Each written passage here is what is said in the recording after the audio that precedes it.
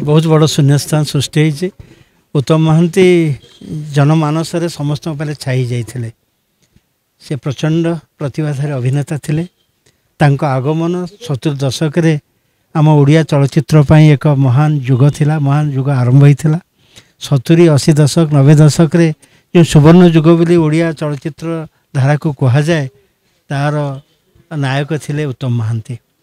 से आसी अभिमान रे एवं प्रत्येक प्रकार चरित्र से कर जाइछन्ति। से रामायण राम हो, भक्त सालवेग सालवेग हो, बा दंडाबलुंगा हो, उदंडी सीता हो, फूलचंदन से नायक चंदन हो, बा कानुचरण से शास्त्री बा तुंडवाईद हो, सबू चरित्र से अभिनय करें। His multi talented actor. तांको भली एक्टर ओडिशा रे जन्म नवा आम समस्त ओडिशावासी एक शुभंकर थिला एवं गौरव करिथिला।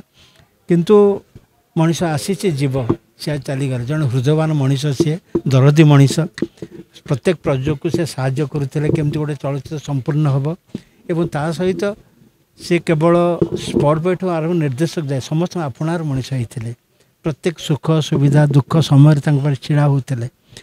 तेणु महान मोर व्यक्तिगत बंधु थे। मोर अनेक चलचित्र से अभिनय कर पूजा फूल है, आम घर आम संसार, दैव दौड़ी, कपाल लिखन, स्त्री, अनेक चलचित्र सहित अभिनय करे। से एक महान व्यक्ति, महान अभिनेता। तिरोधान आम समस्ते मर्माहत ओडिशावासी, प्रत्येक ओडिया। तेणु यही असमय मुझे कहबी स्त्री अपराजिता जे कि उत्तम अपराजिता जोड़ी एत ग्रहणीय होता लोक मान पाखे गोटे स्टार मान्यता पाइला।